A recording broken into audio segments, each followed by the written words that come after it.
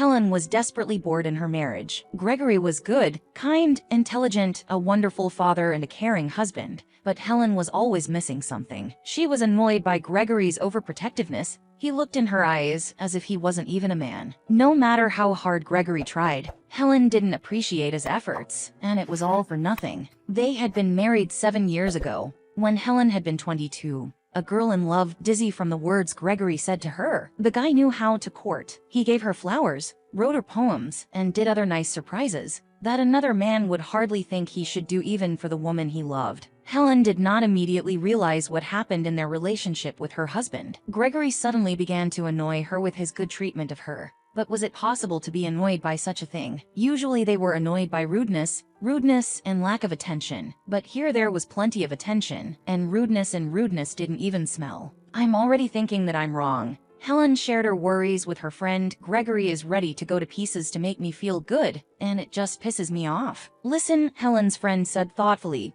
don't you think that you just fell out of love with him? What kind of nonsense is that? Helen snorted and thought for a moment. Really, what if I did? There were feelings, but it had been 7 years. It couldn't be the same as it had been in the beginning. And Helen began to think more and more often that she no longer loved her husband and did not want to be near a man she did not love. Gregory, meanwhile, suspected nothing and continued to try to be a model family man. He had time to work, take care of the baby, and cook. Helen looked at her husband and thought that despite all his perfection, she was burned out. There was nothing else inside, just emptiness. Lives next to a man to whom she feels nothing else, raises a daughter with him, shares the same bed with him. On weekends they go out of town together to a large hypermarket. But everything happens somehow banal, on the beaten path, as if nothing else, more vivid and interesting, in life cannot be. Helen was bored and thought that nothing would ever change for the better again. She was desperately bored. She did not want to see her husband, and every now and then she found reasons not to go to bed with Gregory. She had a headache, or she was annoyed by his snoring, or it would be better for her to sleep in her daughter's room. Gregory was worried, wanted more intimacy with his wife, but his actions only further irritated Helen. She didn't like the flowers he brought, or the food he cooked, or the gifts he gave her for no particular reason. All in all, Helen was ready for a divorce. That's when Arthur came into her life. He appeared by chance, just came to work with Helen, bringing some documents from the contractor. At first Helen thought that it was a courier, and then she realized that Arthur, a deputy director of a large metal depot, which is engaged in the manufacture of metal structures for almost all construction projects in the city. Helen herself temporarily sat in the reception area of the director, and in the rest of the time managed to conduct personnel work and even do accounting. Their company was engaged in the construction of small country houses. The office was constantly in flux, but Helen, well proven in the eyes of the bosses, worked in the company for more than 3 years. Mike, what a great staff you have, remarked Arthur, coming out of the director's office and paying attention to Helen. The young woman blushed slightly, just enough to show a modest embarrassment. Yes, Helen is in good standing with us, the director said, but don't look at my staff. Arthur, I won't give my people to anyone. What are you? What are you? Arthur laughed, and then asked, can I at least invite your staff to dinner? Helen blushed a little more. She was offended that the men were discussing her as if she wasn't even here. But she'd liked Arthur as soon as she'd seen him, so she wasn't going to refuse his invitation. For dinner, Mike looked at his assistant. So, Helen, are you ready to have dinner with our partner? Actually, I'm married, she said for some reason, and then bit her tongue when she saw the look of disappointment on Arthur's face. At first, she thought that the man would change his mind and take back his words. But Arthur, apparently, was not embarrassed by the marital status of the woman he liked. On Saturday, Helen went to dinner with Arthur, telling Gregory that she was dating her classmates. The husband, accustomed to trusting his wife, asked no unnecessary questions. Helen was happy. Inside she had some sweet anticipation of something wonderful that was going to happen between her and Arthur. In the restaurant she smiled, joked and tried in every possible way to please the man even more. Arthur kept his eyes on her, and Helen was glad that she was experiencing long-forgotten feelings and emotions again. It was as if she was back 8 years ago, when they had first met Gregory, and she was comfortable with the atmosphere of romance and flirtation. When the waiter approached their table, Helen didn't even pay attention to him. Helen, a voice made her look up and realize that it wasn't a guy serving them, but a girl. That girl was Helen's sister's own sister. Hello, Elizabeth, Helen replied and felt awkward. Her younger sister was well aware that Helen was married, she knew Gregory well, and here she was meeting her older sister in a restaurant with another man. I've brought the menu, Elizabeth said and put the folders in front of the guests. You can choose from the menu, and when you're ready to order, call me. How long have you worked here? Helen asked. I thought you were in school. I'm both studying and working, Elizabeth replied evasively. Anyway, take your pick for now, all of our food is delicious and served fresh. There are no preparations, the cooks cook while the guests are waiting for their order. Thank you, girl, Gregory replied. We'll call you. Helen snickered. She had never expected to see her sister in the restaurant. Of course, it was unlikely that Elizabeth would immediately report to Gregory that she had seen her older sister in the restaurant in the company of a stranger. But still the whole situation looked double and ugly. Excuse me, Arthur, I need a moment alone with my sister, Helen said, getting up from the table. Would you mind? We haven't seen each other in months. If only for a minute, Arthur replied with a smile. Helen walked over to her sister, who was standing at the bar. Why did you decide to become a waitress? Helen, what are you getting so worked up about? I needed a part-time job, and I found one. What's the problem? Elizabeth looked at her sister calmly and acted exactly the same. Helen, on the other hand, was nervous and couldn't help herself. You should have at least told me you were working now, and you should visit your mother more often, and me too.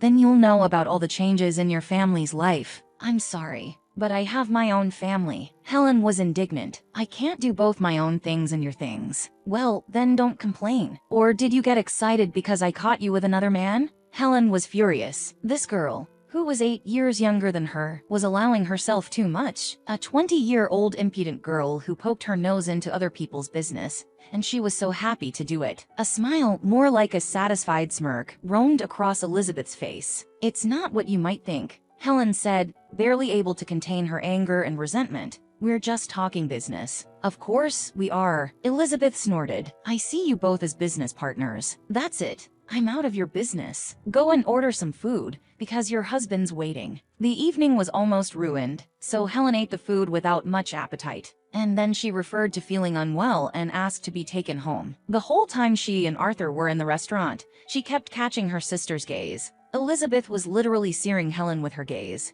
and there was no joy or kindness in it. On the way home, Helen wondered at the exact moment when her relationship with her younger sister had soured so badly. There had never been much mental intimacy between them, but Helen had never expected such outright self-loathing at all. It was as if her sister was angry with her, but why and when exactly this transformation happened, Helen did not understand. You're so thoughtful, Arthur said gently and took Helen's hand in his. She shuddered and squeezed his hand in return, feeling the strength of a man, a real man, the kind of man who could make her happy, and make her believe in real feelings between a man and a woman again. I'm sorry, seeing my sister threw me off my game, Helen replied, but she was suddenly angry. Why would she want to spoil her mood, just because Elizabeth had behaved unkindly toward her older sister? Arthur had nothing to do with it, and Elizabeth had no business poking her nose into Helen's private life. Let's go to the country next weekend, Arthur suddenly suggested. Let's rent a house by the river, go fishing, and drink delicious wine. From Arthur's proposal, Helen became so warm at heart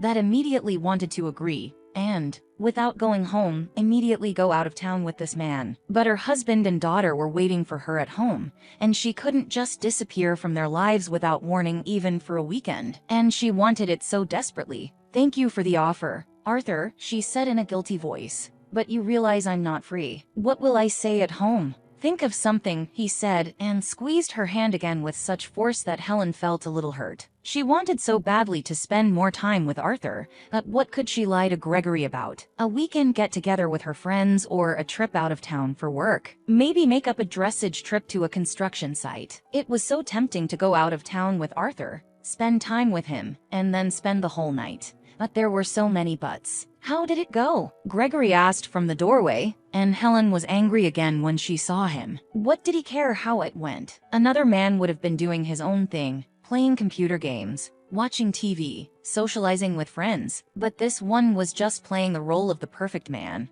which made her sick. It went well, Helen replied briefly. Gregory, can I take a shower and go to bed? As if you were already asleep. Her husband looked at Helen in surprise, but didn't object. She took a shower, rubbed herself with a sponge, rinsed everything off with hot water, and then rubbed and rubbed again, as if she wanted to peel off her skin. When she went to bed, she knew her husband was awake. "Shall we go out of town tomorrow?" Gregory suggested softly, and Helen felt uneasy. Where did such a suggestion come from? They hadn't been out in ages, and now all of a sudden it was like this. It was as if Gregory had heard the conversation between Helen and Arthur a few hours ago. "Where are we going, Gregory?" Helen asked her husband in a tired voice. "Let's get a good night's sleep, and then we'll go for a walk with our daughter. We could go to the zoo. We promised her a long time ago." "Whatever you say, sweetheart," Gregory murmured, and then pulled his wife to him. Helen pulled away from her husband. "I don't want to, Gregory. I'm tired." And he didn't insist. He lay beside her, breathing quietly into Helen's back. And she wanted to jump out of bed and run away from this room and this apartment. To run not away, but to Arthur, to fall into his arms and never part with him again. The man had not even kissed Helen, and she could already feel how strong was the mutual interest and attraction to each other. All through the work week, Helen had been looking for excuses for her husband to get away for the weekend with Arthur. He called only once to ask if everything was all right, and Helen promised to do everything she could to go with him to the much-coveted country house and spend an unforgettable time there. On Friday, when Helen was ready to talk to Gregory and warn him that she would go to the cottage on Saturday to help her mother, her husband interrupted her plans. "Olivia called me," Gregory informed her. "We're going to the cottage tomorrow." Just like that, with such simple ease, all of Helen's plans were disrupted. Olivia, Helen's mother, personally called her son-in-law and invited him to the cottage. When was that ever seen before? Helen's mother had called Gregory only about 5 times during the whole time Helen and Gregory had been living together, and now she had invited him. Helen could not find anything to say because it was a trip to her mother's country house that she had saved as a reason for fleeing the house. She would have to give up her trip to the country with Arthur and go to the garden with her family. Gregory was enthusiastic, having prepared the tools from the evening before, stuffed 2 bags of fertilizer and some buckets into the trunk. Helen watched with indifference as her husband busily made his way to his mother-in-law's house,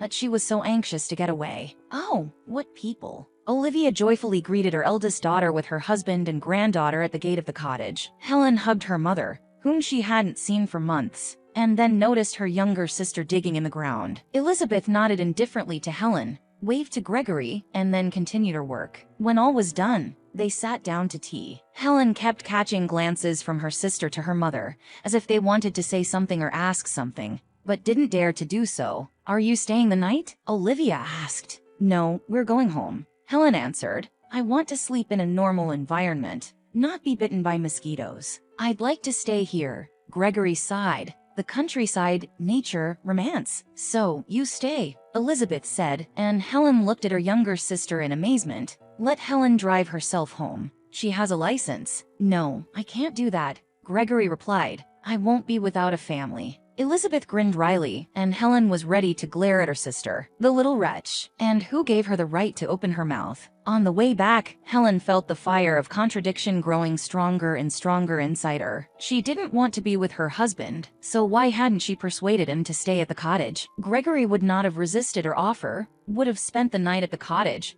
and been happy that he had pleased his wife. And Helen would get in the car and drive to the cottage where Arthur was vacationing. Shit. What bad luck. "I'm hungry," whimpered her daughter in the back seat. "We ate at the cottage," Helen replied, annoyed. "Let's stop at a cafe," Gregory suggested. "Gregory, let's drive home and eat there," Helen said irritably, but her daughter whimpered again. They had to stop at a cafe, and Helen at first wanted to stay in the car, but then went with her husband and daughter. Once inside, she didn't immediately realize what was going on. There was a crowd of people sitting at one table, most of them dressed in black. Helen didn't immediately realize that they were in a memorial cafe, and at that moment some group of people were participating in a wake. "Where have you dragged us to?" Helen hissed and flew out into the street. She barely caught her breath, and then she burst into tears. Gregory, who came out after his wife, began to apologize to his wife, but Helen could not hear him. "What an idiot you are," she shouted. "How you piss me off. You annoy me. I don't want to see you."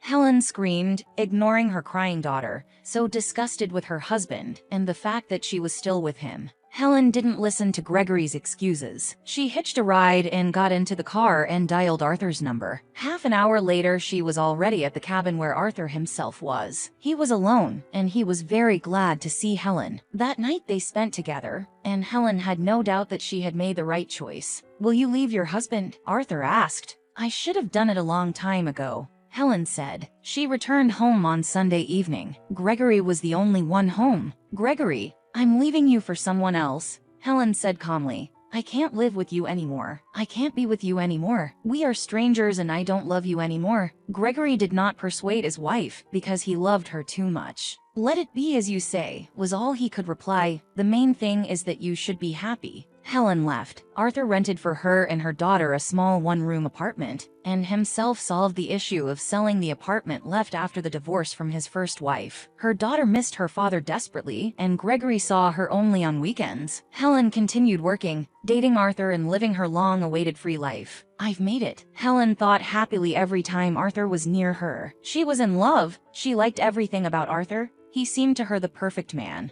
just as Gregory had seemed to her long ago. They were divorced quickly enough, though, through the courts. Gregory had no claim to their shared apartment, and through the court received the right to communicate with his daughter. Helen, from a one-bedroom, returned to their old apartment, by which time Arthur had resolved issues with his housing, and they together, realizing all available real estate, bought a shared two-bedroom apartment with excellent repair and 2 bathrooms. Soon they were married, and it soon became clear that Helen was expecting a child. She was happy, loved her Arthur. Together they raised a daughter, Pauline. See, her ex-husband had to see now not often, but Helen, and did not want to communicate with Gregory. Everything began to change after the birth of a son. Arthur suddenly became late at work, did not pay attention to the child, and Helen felt deceived and abandoned. She was increasingly sad. She cried a lot and blamed herself for not being able to keep her husband's attention for long. After childbirth, she had gained weight, and apparently, for this reason, Arthur lost any interest in his wife. One day Helen received a call from her mother. "You should at least come to visit with Paul,"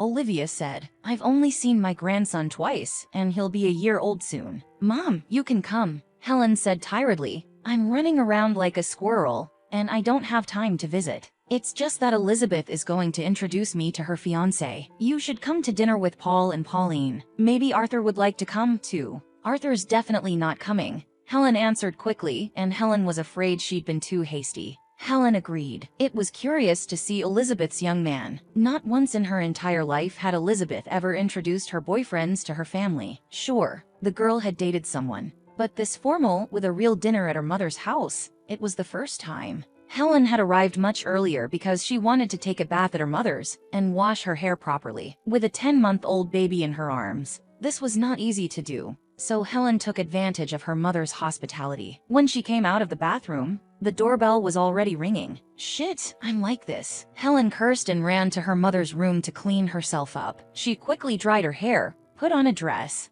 went out into the living room, and stunned. Sitting on the couch next to Elizabeth was Gregory. He was holding his sister Helen's hand and looked quite happy. "Meet Helen," Elizabeth said cheerfully. "This is my fiancé. I think you already know his name. Do you?" Olivia stood nearby, holding her grandson in her arms and looking confused. She clearly hadn't expected to see her former son-in-law as a guest, and even as the future husband of her youngest daughter. Elizabeth had long ago seen all the good things in Gregory that Helen herself had not seen for a long time. What one didn't see and appreciate, the other gladly accepted and appreciated. A sibling. Helen stood in the middle of the room as if stunned by an explosion. Pauline was already sitting in her father's arms, and Gregory was stroking his daughter's head and smiling at her. Then he smiled at Elizabeth, and Helen saw that look. The same look that her ex-husband had once looked at her with. The look that Arthur had never looked at her with. And it was unlikely anyone would ever look at her again. She would no longer have a husband like this man who had once been willing to do anything. Now this man was willing to do anything for another. Helen had lost everything, and it was impossible to get her happiness back.